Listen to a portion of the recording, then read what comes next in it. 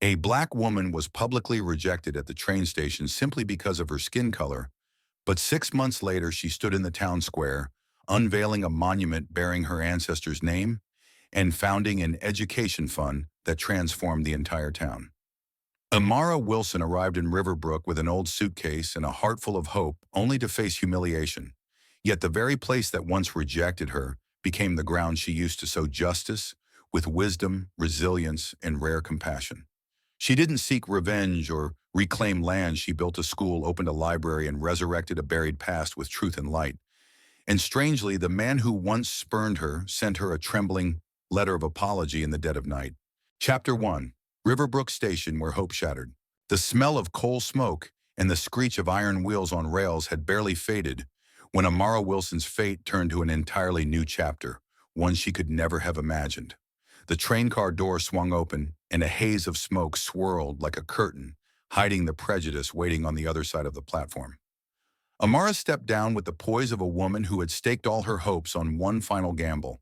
Her simple light blue dress was meticulously pressed and a hat adorned with a dried flower, a small gift she'd allowed herself after months of scrimping, as a teacher in Boston made her stand out in the crowd. One hand gripped the handle of her worn suitcase, the other clutched the last letter from Harold Pierce. In it, he described himself as a kind middle-aged merchant, a widower living alone in Riverbrook, yearning for a simple home. 6 months of heartfelt letters, each word carrying the sincerity of a man seeking a soulmate. But there was one question he never asked, and Amara, used to reading between the lines, never dared to volunteer the answer. Amara Wilson. The hesitant call carried a hint of uncertainty, as if the speaker hoped he'd gotten it wrong. She turned. A gray-haired man in a white shirt, light brown vest, and holding a wilted bouquet of carnations stood before her. His face paled as their eyes met. Mr. Harold Pierce. He nodded faintly. It took a few seconds for his lips to move. I don't think this will work.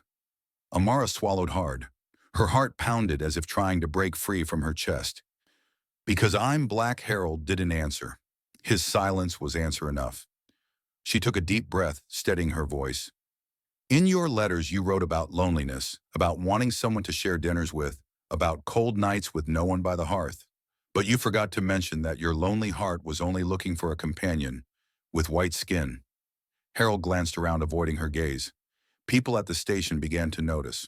A black woman, well-dressed, clearly educated, being publicly rejected by a white man was enough to stir the small town for days to come. I can pay for your train back. I mean, no harm, it's just the community here won't accept it. You understand, don't you? Amara nodded slowly, not in agreement, but to keep the tears from falling amidst the curious onlookers. As Harold fumbled in his pocket for crumpled bills, a deep, resolute voice cut through from behind. Is that how you handle everything? Pierce, throw money at it and turn your back as if people are lost packages. All eyes turned to the speaker. A tall, sturdy man in a dusty brown coat with sharp but kind eyes stood there, not ostentatious, but exuding the quiet authority of someone accustomed to being heard. Harold stammered, caught off guard. Maxwell. This doesn't concern you. It does when I see a man I once respected acting like a coward. Alexander Maxwell turned to Amara, his tone softening.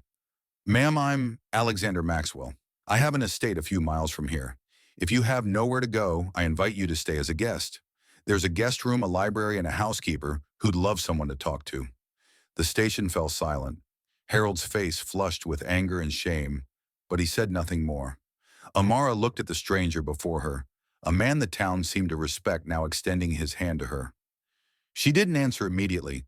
The sting of rejection still churned within her. But then she glanced at her suitcase, remembering that every penny she had was spent getting here. Returning wasn't an option. Staying with a stranger was her last chance. I'll go, she said, her voice soft but firm. Alexander nodded, then turned to Harold. Thank you for refusing her, Pierce. Perhaps she deserves a better life than you could offer. The horse-drawn carriage carried them away from the station, through Riverbrook's red dirt roads, where curtains parted briefly out of curiosity, only to close quickly when they saw who sat inside. Amara sat upright, eyes fixed ahead, her heart a tangle of emotions. But one thing she knew for certain this story, though, begun with rejection, would not end in silence. And if fate had brought her to Riverbrook, the truth she carried in her old suitcase would not stay buried forever. Chapter 2: Ghosts of History and Forgotten Documents. The Maxwell House Library was unlike any place Amara had ever entered. It wasn't just a room filled with books, it was a vault of time where Riverbrook's secrets slumbered beneath layers of deliberate neglect. Since arriving at Maxwell House, Amara had kept her distance. She was grateful to Alexander, no denying that, but experience had taught her a bitter lesson. Kindness, even genuine, could hide unexpected motives. So she remained polite, composed, but cautious. She lived in a room with a window overlooking the garden, dined with Alexander and Mrs. Foster, the housekeeper, but spent most of her time in a quiet corner of her own. Until one morning Alexander suggested, with a gentle smile, "My library needs a new soul. It's suffocating in its own mess." Amara raised an eyebrow. "You're asking me to be a librarian? No one's better suited." "I trust your intellect, Miss Wilson." The library in the east wing of the house was a vast room with carved wooden ceilings, frosted glass doors, and shelves reaching the roof. It held not only literature, but diaries, old maps, financial ledgers, and administrative records from a century ago, all stored haphazardly with no order beyond the laziness of prior owners. Amara began her work in silence day after day, hour after hour. She meticulously sorted books, created catalog cards, and dusted fragile cloth maps. The work calmed her mind, but also stirred her curiosity. Why did a small town like this have so many land deeds, wills, and property records? Then one Saturday afternoon, as sunlight slanted through stained glass, bathing the room in amber, Amara opened a hidden drawer behind a filing cabinet. Inside was a cracked leather journal, unlabeled. She opened it, and the first line stopped her: Heartland Transfer Receipt, 1866, recipient Joseph Freeman. The name Joseph Freeman was no stranger. It was the name her mother had spoken of as legend, a black man granted land after the Civil War, only to vanish mysteriously, leaving no trace. Amara sat frozen before the file. Next to the receipt was a detailed plot map signed by a state governor, alongside supporting documents, land use certificates, surveys from the town's founding. Her hands trembled as she turned the page. A scrawled note appeared. For security reasons, Freeman was required to leave this land. Verbal agreement made with the Riverbrook Founding Committee to redistribute the land. She flinched. The Riverbrook Founding Committee, a name the town's powerful white families often boasted about. Among the listed members, Amara saw familiar names: Miller Thornton, and finally Harold Pierce Sr. They had taken the land, not by force, but through intimidation and manipulation. A legalized injustice signed with pens, not guns, but theft all the same. Amara sat motionless in the glowing room, as if the air around her was collapsing.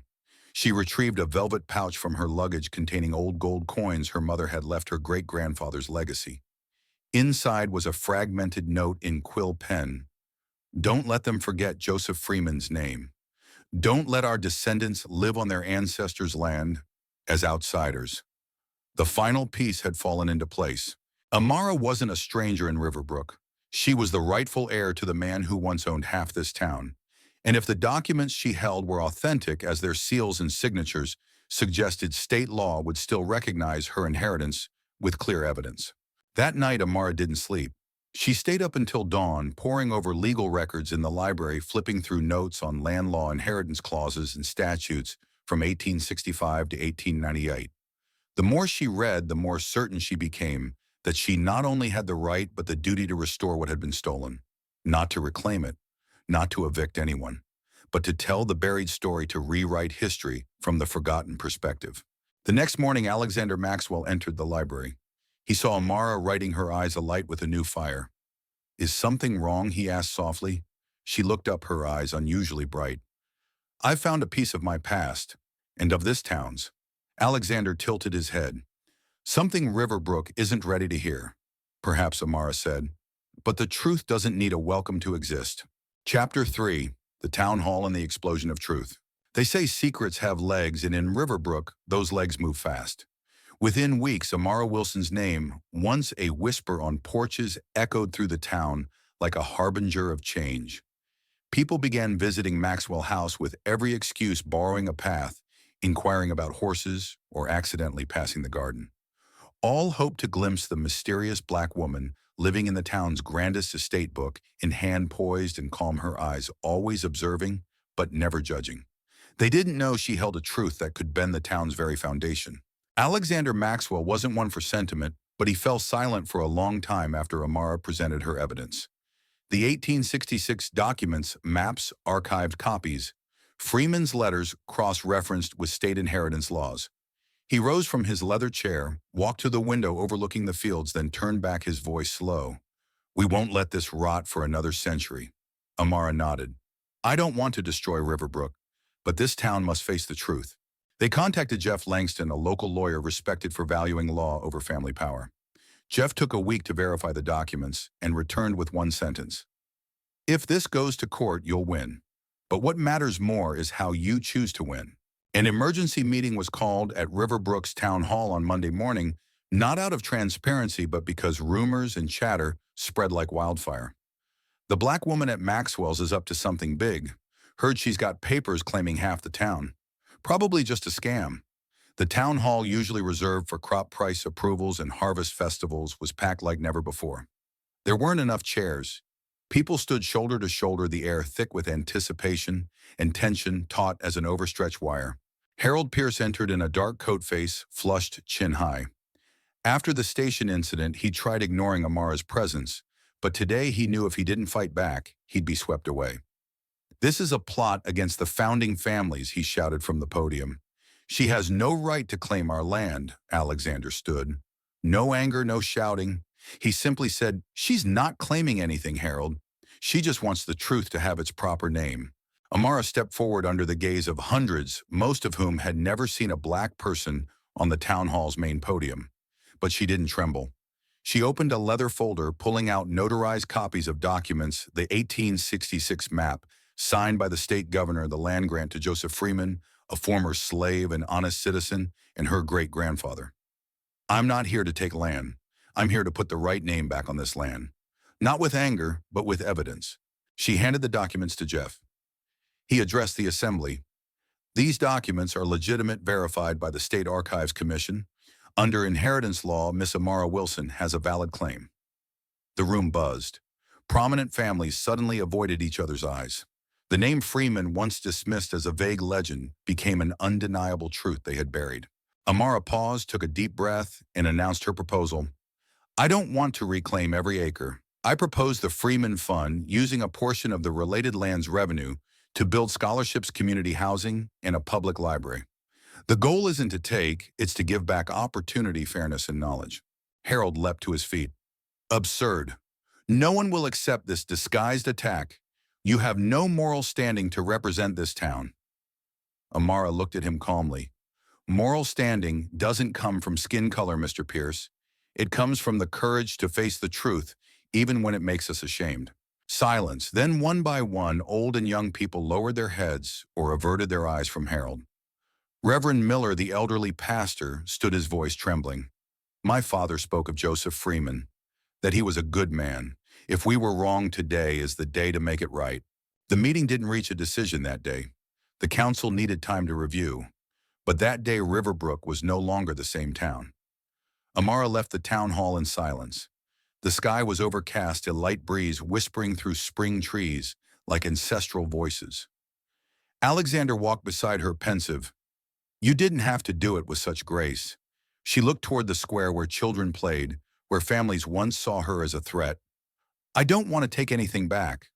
I want them to understand that the only thing stolen wasn't land, it was the chance to do right." Chapter 4, The Letter in the Dark, A Man's Collapse. People easily forget that pride can hunger, can shiver, can rot from loneliness within. But Harold Pierce never forgot. He lived every day in that neglect, and it consumed him. After the town hall meeting, Harold vanished from Riverbrook without a goodbye. No one saw him off, no one inquired. Those who once shook his hand each morning now avoided eye contact as they passed his shuttered shop, its sign removed dust coating the once polished windows. Harold moved to Wellmere, a town where the Pierce name was unknown. He rented a narrow room above an old photo shop, living off the money from selling his remaining assets. The room had a window overlooking a deserted alley, damp walls, in a creaking bed that groaned with his every turn during midnight heart pains. The arrogance that once kept him from bowing to anyone now was the only thing holding him upright, though his legs trembled. Weeks later, he began coughing, fatigued with stabbing chest pains. The doctor diagnosed end-stage heart disease. With no family or friends, Harold bought medicine with loose change until one day, unable to afford even the minimum dose, a young pharmacist placed a packet in his hand and whispered, "Someone's been paying for your medicine, monthly like clockwork, from Riverbrook." Harold froze. "Who?" The girl shrugged. But when he examined the packet, a small label read, "Sender AW." His heart skipped, not from illness, but from a long-buried conscience stirring like a knock in the silent night. That evening, Harold sat alone by a flickering oil lamp, paper and pen before him, but the nib didn't touch the page. How do you write an apology when you don't know where to begin? After hours, he wrote, his hands shaking. "Miss Wilson, I don't expect your forgiveness. I only hope I have the courage to admit I was wrong. I saw a beautiful soul and rejected it because of its outer shell. I let prejudice define you and lost the chance to see that I was the one to be pitied. You saved me not with grand gestures of mercy, but with quiet kindness. I don't understand why you did it, but I'm grateful from the deepest part of this sick heart. If I could do it over, I'd ask your name before seeing your skin. But I can't. I have only this letter. If you don't read it, I understand. But if you do, please live long and show the world that someone like you exists, came to Riverbrook and forgave an unworthy man like me. Harold Pierce." 3 days later, the letter arrived at Maxwell House. The delivery boy, unaware of its weight, placed it lightly on the tea table. Amara received it while watering roses in the garden. She opened the envelope with steady hands, expressionless, silent. Alexander saw her standing long under the almond tree's shade, eyes fixed on the words as if time had stopped. He approached. "Bad news." She folded the letter, tucked it into her pocket, and smiled not joyfully, but with the calm of someone who'd heard a confession they didn't need, but accepted because the other needed to say it. A late apology, but not too late. Alexander was quiet for a long moment. "Will you tell anyone?" Amara shook her head. "No need. Forgiveness isn't for applause. It's for letting go of a stone in your hand and letting others face the shadow they cast." That night, Amara sat alone in the library, where candlelight cast shadows on silent shelves. The letter lay on the table next to Joseph Freeman's documents. She looked out the window. The sky was velvet dark, and a breeze from the fields whispered through the cracked window like a loved one's voice from a century ago. No one else in the house knew of the letter. No one needed to. Amara didn't need an audience to forgive. She learned that some victories lie not in cheers, but in the silence after the storm. Chapter 5, Freeman Day, a monument to justice and mercy. If a place was once a symbol of silence and rejection, today, it would become where truth's first words were spoken and where people were finally forced to listen. The morning in Riverbrook was eerily quiet, not for lack of people, but because the town held its breath before a day unlike any in its history, Joseph Freeman Day, the first of its kind, initiated by Amara Wilson and Alexander Maxwell. In the central square where statues of white founders once stood, a new monument waited under a white cloth beside a wooden stage and neatly arranged chairs. Everywhere, white flags bore two words, justice and mercy. Amara stood backstage wearing a simple brown dress, not lavish, not ornate, but every fold carried the steady grace of a woman who chose to triumph through calm, not rage. Alexander approached, nodding lightly. "The town's here in full." She nodded. "They're not here to applaud. They're here because they know they can't turn away anymore." As the church bell rang, Amara stepped onto the stage. No microphone, no lengthy speech. She simply said, "Today we don't just honor a man, we honor something stolen, the right to tell one's own story." The white cloth was pulled away, revealing a bronze statue, not grand, not ostentatious, just a middle-aged black man standing on the earth holding a ledger, gazing toward the horizon. At its base, an inscription, "Joseph Freeman, who sowed the seed so generations could reap justice." The air stilled for a long moment, then applause broke out, not thunderous but undeniably sincere. The town's eldest witnesses to past injustices sat in the front row, eyes glistening. Amara invited community representatives to speak. Most surprising was Martha Webb, wife of a merchant who'd signed a petition against Amara's arrival at Maxwell House. She stepped to the podium, hands trembling, but voice firm. I once believed strangers brought trouble. Now I see sometimes it's the familiar who keep trouble alive for years. Miss Wilson, thank you for not seeking revenge. Thank you for choosing to build, not destroy. After the speeches came a major announcement. The Freeman Fund was officially launched with state legal backing and funding from Alexander's land revenue. Its first goal, a school and public library built on the site of Harold Pierce's old shop. It wasn't an easy decision, but Amara believed the strongest symbol of renewal was turning places that once held prejudice into spaces for knowledge. As the ceremony neared its end, Amara invited a white child and a black child to lay the first brick for the Freeman Maxwell Library. No fanfare, no performance, just two small hands, lifting a brick, placing it on the ground, under the hopeful gaze of the square. Alexander whispered, "Do you think they understand what this means yet?" Amara smiled. "Maybe not, but it's enough to start." That evening in Maxwell House's main hall, once reserved for elite guests, hung paintings by the first students awarded Freeman Fund scholarships. Beside the largest frame was a small glass case holding a yellowed handwritten letter, Harold Pierce's. A small plaque below read, "The letter of a man who erred and learned to apologize." No one read the letter aloud. It didn't need to be spoken to carry weight. It just needed to be there, a reminder that late regret could still teach others. As night fell over Riverbrook, Amara stepped onto the porch looking toward the square, where 6 months ago she was rejected for her skin now aglow with lanterns and children's laughter. She didn't cry, didn't smile, just stood quietly, her hand brushing the freshly painted wooden fence. Alexander brought 2 cups of hot tea, handing her one. "If you hadn't come to Riverbrook, what would have happened?" Amara looked at him for a moment, then softly replied, "Maybe the statue would still be stone, and the truth would still sleep under history's dust. But I came, and I stayed." Amara Wilson's story is not just the journey of a woman overcoming prejudice, but a mirror reflecting profound human values: self-respect, wisdom, courage, and above all, the power of mercy. From a woman rejected at the station for her skin, Amara didn't choose resentment. She didn't repay hatred with hatred or seek to dismantle what existed. Instead, she quietly sought the truth, illuminated history, and faced injustice with a steady, unshaken soul. She didn't just restore her ancestors' honor, she opened a door for Riverbrook to confront its past with wounds once hidden. Through the Freeman Fund, the school, the library, and the monument, she chose to rebuild, not to take back, but to give back. The story underscores a simple yet profound truth: justice doesn't require retribution. When someone is merciful enough to forgive, yet resolute enough not to forget, that's when history is rewritten with light, not fire. Amara didn't destroy Riverbrook. She helped it grow. And from that we learn one act of kindness, one truth spoken, one apology accepted.